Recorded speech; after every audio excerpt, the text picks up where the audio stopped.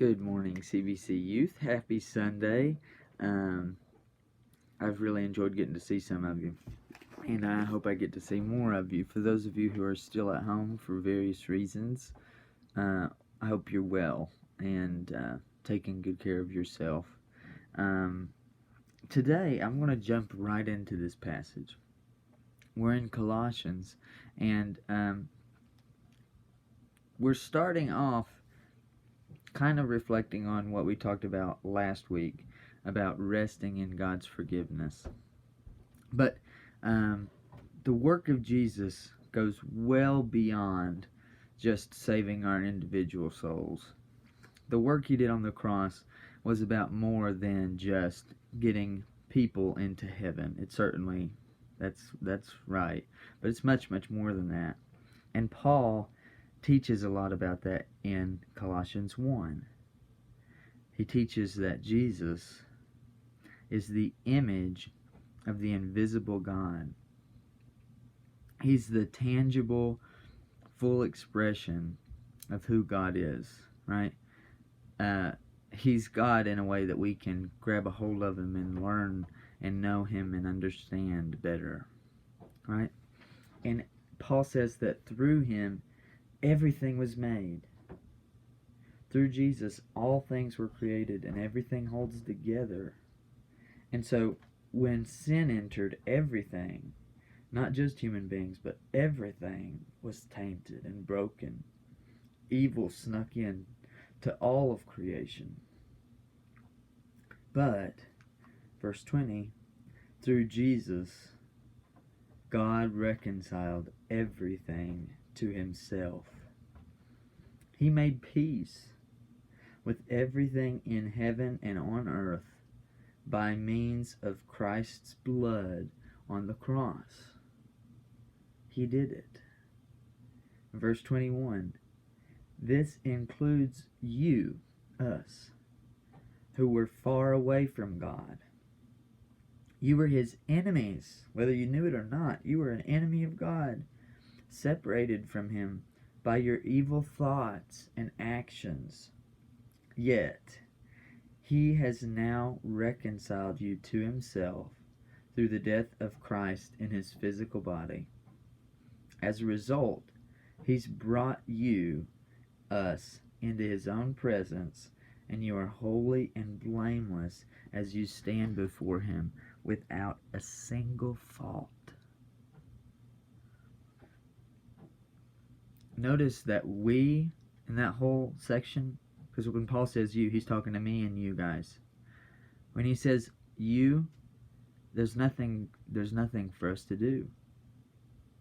There's not a single thing that we do in this being brought back to God, being reconciled back to God. Because even when we were his enemies, even when we didn't have an idea of who God really was or who we were really meant to be, he was bringing us back.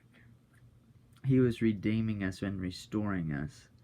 We talk about grace because the gospel, the good news, is that we couldn't do anything to be made right with God. We couldn't. We wouldn't. Right? Why is that good news? Because it's all about his love for us, and that never changes. Our love for God will ebb and flow and come and go, but his for us never changes, and his grace towards us is that our freedom in our life is not dependent on us. It's completely free. We can't earn it. We can't work hard enough to stay in God's good grace because his grace is about him and not about us, even though it's for us. Make sense? Hopefully so. So Paul is telling us that Jesus has done so much beyond what we've thought. He's saved not just ourselves, not just the church. He saved all of creation, bringing us to himself, us included. But then there's a little turn here in 23. All that is true, all that is still true, that this grace is free, that you can do nothing about it, that you can't change God's opinion on you. But you must continue to believe this truth and stand firmly in it. Don't drift away from the assurance that you received when you heard the good news. Don't drift away from just believing God that you are a new creation, that He has redeemed you. Because the good news has been preached all over the world, and I, Paul, have been appointed as God's servant to proclaim it. I think I just said because, but I shouldn't have. It's just the good news has been preached all over the world, and I, Paul, proclaim it. So, he's gone from, this is all about God loving us, God doing for us. We are passive, we're receiving all this good grace, right? But don't drift away. Don't drift away. Here's what we need to know. That because God is a loving God, and because love is freely given and freely received back, He won't make us stay within His grace.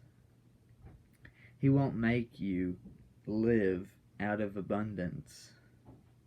He won't make you love kindness and mercy and walk with Him. He offers for us to remain, right? Jesus says, abide in me as my words abide in you.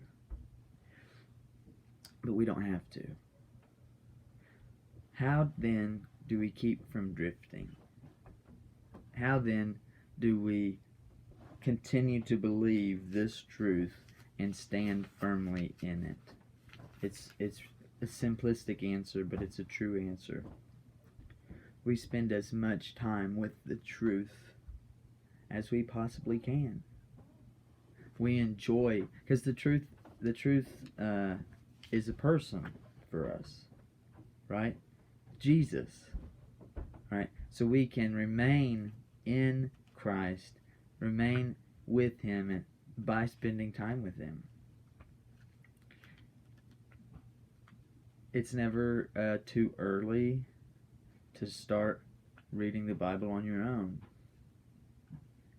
It's never too early to have ritual of prayer in your life. And then also pray in between your set habits, your set times of prayer.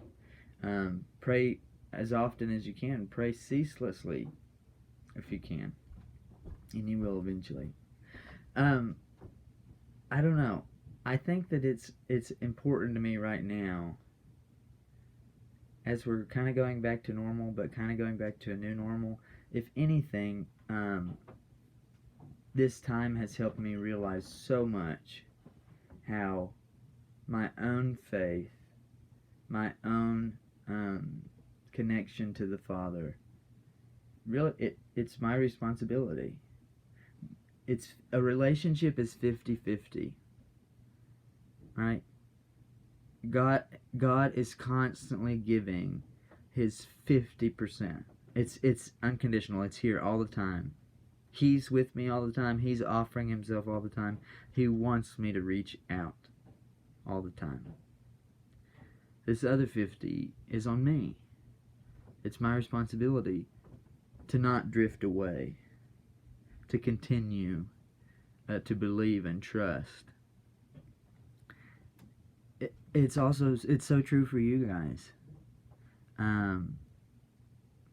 We can't make you have the faith that you're made for. We can't make you know the life that you're made for. So I just beg, I just appeal to you that you do. Please take time to do that. It's going to be more than you could imagine. I love you very much. That's it for today. None of it is dependent on us, but then we do have this responsibility to remain in what God's done. Make the effort to. Alright, I'll see y'all later. Happy Sunday.